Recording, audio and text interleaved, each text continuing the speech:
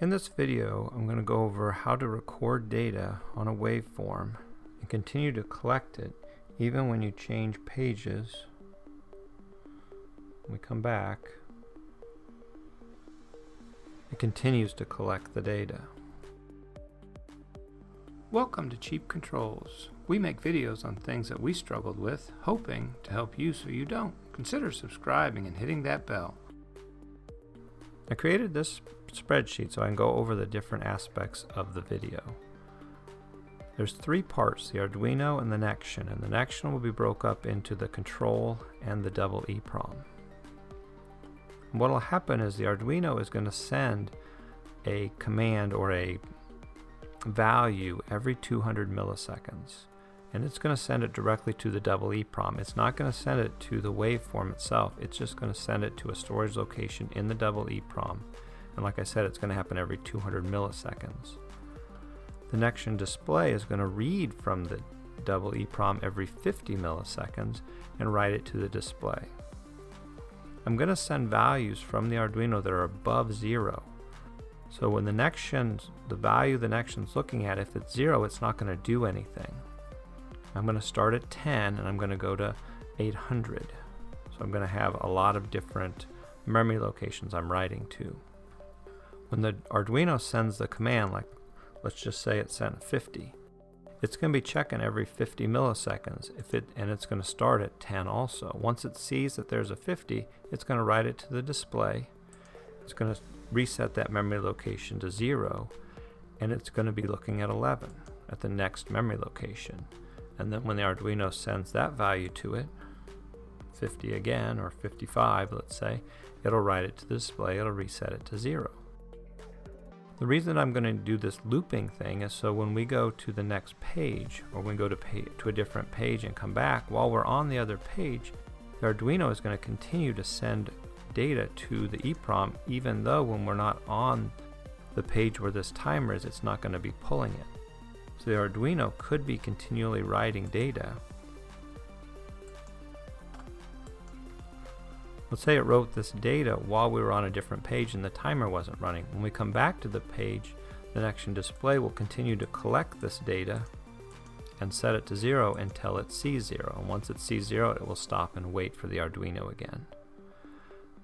There are two little aspects of this we have to be careful of, because what if we were off the display and the Arduino went all the way through and started back up at the top and wrote so there was no zeros? That could create a problem. So what we're going to do is when the Arduino writes the value in here, like the 99, it's also going to write a 0 in the next spot. So if we were to fill this data all the way up,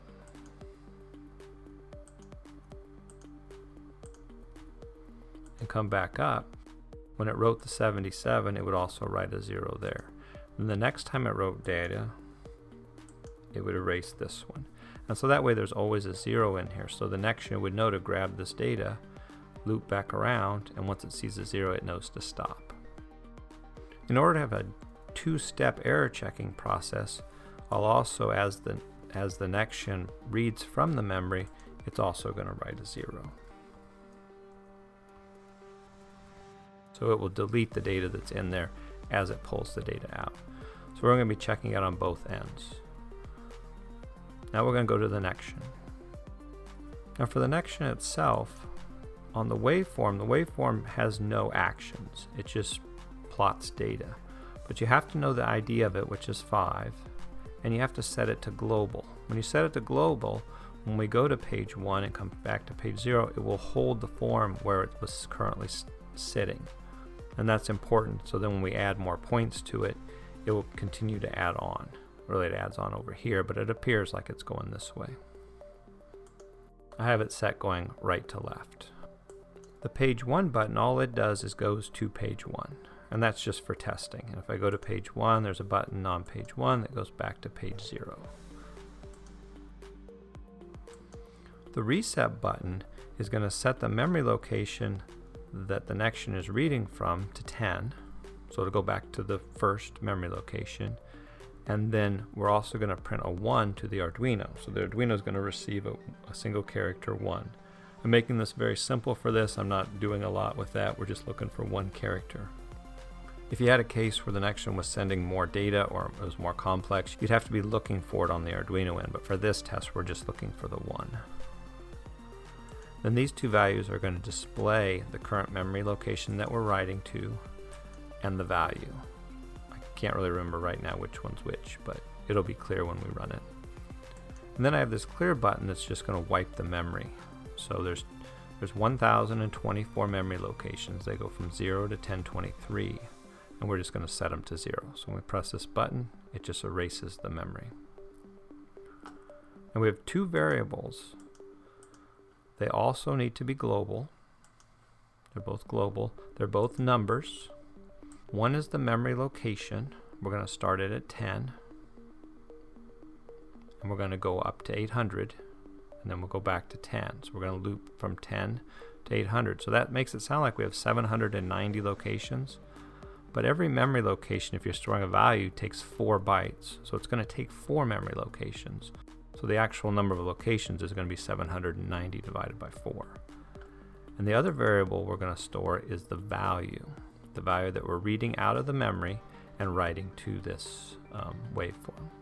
And it's global, and we're going to start it at 0 because we're going to set it as we get it, so it's not going to matter. But most of the work is going to be done in the timer. And in the timer, we're going to read from the memory the current memory location, which we're going to start at 10, and then we're going to store that in the value. And then we're going to put the memory location and we're going to write it here so that we can see what we're currently looking at.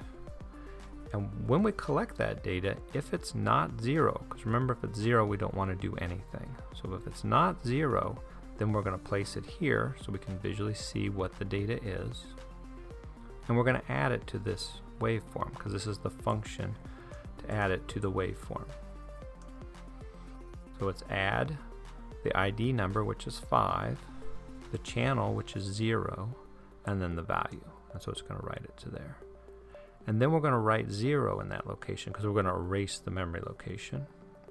And then we're going to add 4 to our memory location. So the next time through, we're looking at memory location whatever plus 4. And then we're going to write that memory location in here, the new one, so that we're looking at the new memory location.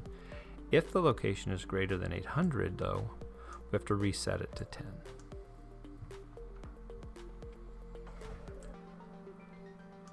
And then we're going to read that because the while statement here is going to continue to loop while that value is not equal to 0. So we need to read the memory location while we're in here. So after we've incremented, we'll read it again.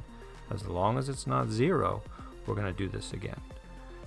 So once we read this value here, if it's 0, we're going to exit this loop and we'll wait for the timer to execute again, and then we'll try it when we read it again up here. And then this do events, if you read, this is where the Nextion documentation is a little sketchy, because when I read it the first time, I thought that I would have to have this line in there in order for this while to continue to move. But it turns out you don't. It works just fine without it. I'm going to look into this a little bit more, and that's kind of why I left the comment in there. So that's the Nextion part of it. We're just going to, if the Arduino has sent a value that's not 0, we're going to plot it on this chart. And if we have to catch up, we're going to be able to do that through here. Now I'm going to go over to the Arduino. In the Arduino, there's really just 2 sections of it.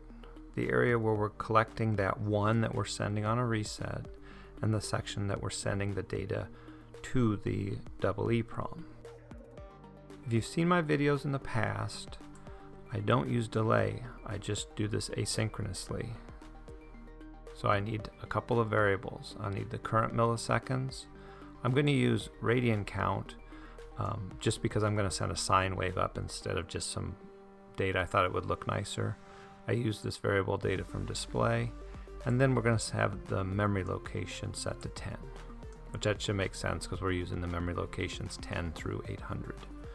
And then I have the serial port, so I can do just some monitoring on this end, display some data. And then serial 2 is the connection to the Nextion itself. And then we set the current milliseconds or current milli variable equal to the current milliseconds. I'm going to go over this bottom part first. If there's serial 2 data available, which we're just looking for that 1 right here. If it's available, we're going to store it in data from display. If it's equal to 1, we're going to set the memory location to 10. And when we push that button on the Nextion, it also sets the memory location to 10 in the Nextion because the variables are not the same. The one in the Arduino is not the same as the one in the Nextion. And then I just print this serial line. We're just printing the data from display, so we'll print a 1 on the display to know that we hit the button. I don't know if I'll actually show this or not, but I just always include this in my videos or in my tutorials. Just in case there's an error, I can go back and look at it. And then we have to reset the data display back to nothing.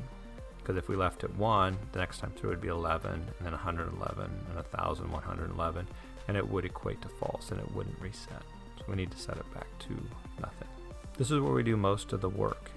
And we're going to do this every 200 milliseconds. Because if the current milliseconds is greater, and when I say current milliseconds, I don't mean the variable, but if the actual current milliseconds is greater than to whatever we set current milliseconds plus 200 milliseconds, so every 200 milliseconds we're going to run this. And the first few steps are just setting up the sine wave function. And I'll put a link up here on the upper right to a video where I go over this. I'm not really going to go into this too much now, just to say that we're starting with a value from 0 to 63.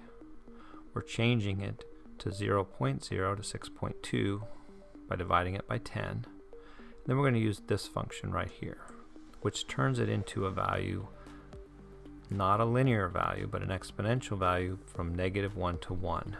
Multiply that to 100 and then add 120. So our value is going to be from 20 to 220. And that gets us away from 0. And then that way we know if we see 0, it's out of the range and we're not going to plot that data. So we're looking for data points from 20 to 220. Now here's where we write the data. And we're going to use that WEPO command. I'm going to go back to the Nextion just for a minute. Right here we write WEPO, and then we're writing the value 0. We need a space, comma, and then the memory location. The commands in the Nextion and the Arduino are identical. You're just sending it through the RS-232, but they have to match. And if there's a space in the command you use in the Nextion, there has to be a space in the Arduino. And here we have WEPO with a space, plus we're going to turn the value into a string, comma, and then we're going to turn the memory location into a string, and we're starting at 10 for our memory location. And then we always have to put these FFs so that the Nextion knows it's the end of the command. Then we're going to set our current milliseconds equal to milliseconds, so that way this gets reset and it won't run this loop for 200 milliseconds. And then we're going to print to our local monitor, and this is just for monitoring. Mem equals the current memory location and value equals the value of the sine wave, so the value that we're sending. And this would just be for reference too. And you may not use this, you might, I'll pull it up here to show you, but it's mainly just for in case you get an error. And then we're going to increment the memory location by 4. And this is back to the spreadsheet where we're going to write a 0 in the next memory location forward. So if we've written to memory location 10, the memory location 14, we're going to write a 0. And that way, if the Arduino loops through the memory and continues to write data, it always makes sure that there's a 0 in the place, because it'll override it the next time through here. And we do the same thing, WEPO, space 0, comma, and then the memory location. There's really not a whole lot to this. This is probably the more complicated where we do the radian. Like I said, I put a link to the video in that if you want to read more about that. So now that we've got everything going, we're going to go over to the display and see how it works. And you can see this is the memory location. It's going to count up to 800, and then it should go back to 10, and this is your data. And it goes down to 20, and at the top it should be at 220. Or so. You'll see a little hitch right in here because I'm not, when I go to 63 instead of 62, and then it doesn't equate quite right. So I don't know if it comes out in the video, but you'll see that it's not perfect right through there. We'll let this go to 800 just to show you that it'll go back to 0 and everything should work just fine.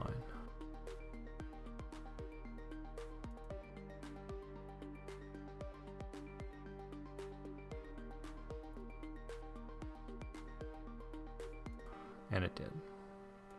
So now we're going to hit the button and change the page, and you'll see what I mean about when we come back, how that the data will catch up. I'm going to try and do this at the top of the waveform. So when we left it, it was sitting at the top. I'm going to wait about 10 seconds, which I believe should be about 50 readings.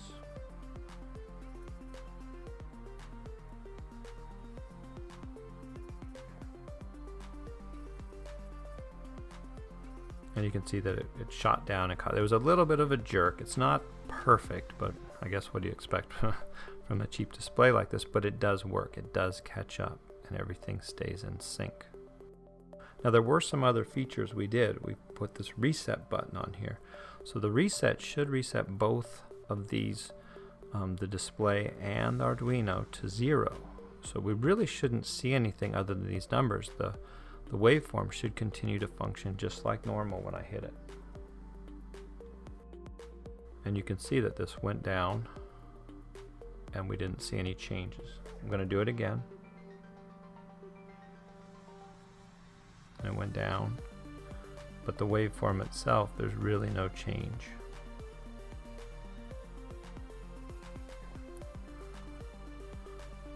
The other thing that we can do is we can hit this clear the memory.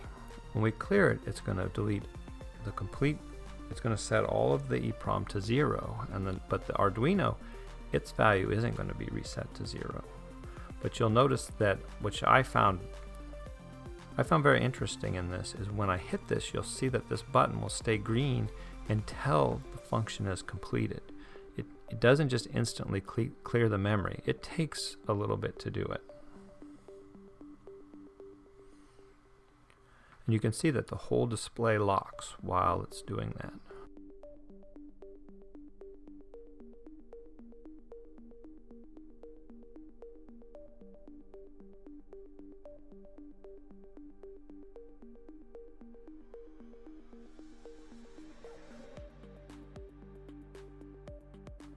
And you can see that it's cleared, but depending upon where the Arduino was and where the memory of the Nextion was, you can see that there was a glitch in there, but then it auto-corrects.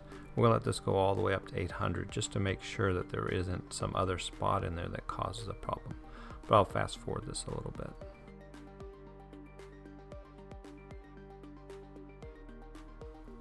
And you can see that it cycles through and it corrects itself. It just has that one glitch, and then it rides through just fine. I'm gonna pull up the serial monitor now.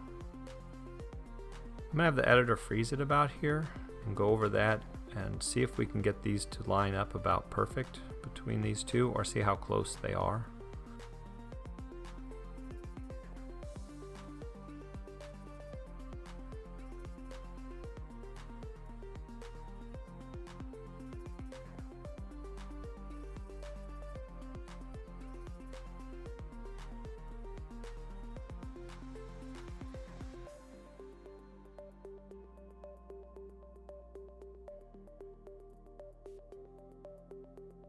And then I'm going to hit reset again.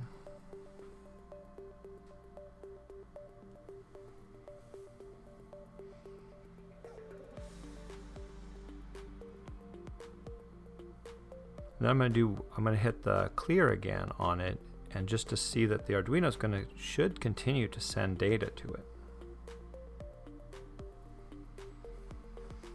Even though it's not receiving the data, it can't, it's froze right now.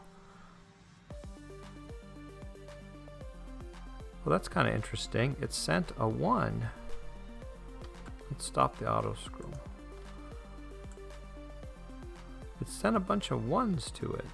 I don't have that in the code to do that, so I'm not sure why that happened. I'll have to dig through that a little bit, but that's kind of interesting that that happened. But you can see once it got caught up to where this memory location was, it started to run again just like it was before. So it auto-corrects fine.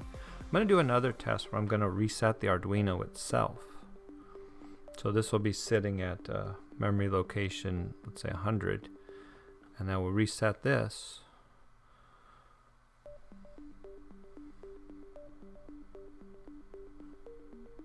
And once it caught up to it, it ran again. Now if you notice what happened when I hit the reset button, the first time, let me turn off the auto scroll and go up. The first time I did that, it did ones again. So it's not receiving the ones, it's sending the ones. So that just must be something in the Arduino itself. Sometimes you get results you don't expect. But the nice part is no matter what the results I got or what you saw, the one just appearing in whatever failure state we got, it recovered fine. And that's because we put those zeros in there where we're overwriting. When the Arduino writes something, it goes one character up and writes a 0. And when the Nextion writes something, it deletes the 0. Whenever you do this, you're going to have a state that you know is like an error state. And in this case, I set 0 to be an error state. In other words, don't do anything when it sees 0. If your values were from 0 to 100 and something, you'd have to change it, and it'd have to be a different kind of a value. This video was more just to show you how you could change the page.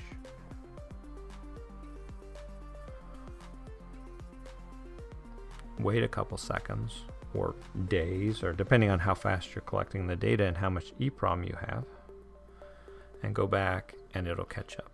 Now I'm just going to recap. In the Arduino, what we're doing is we've created a sine wave, and we're sending the values out, and we're writing it directly to the EEPROM, and then we're incrementing to go to the next value the next time through, but we're writing a 0, so we're erasing whatever data is in front of it. And we're also looking for a 1. If we get a 1, we're going to reset everything back to memory location 10. And in the Nextion, we have the ability to send the reset.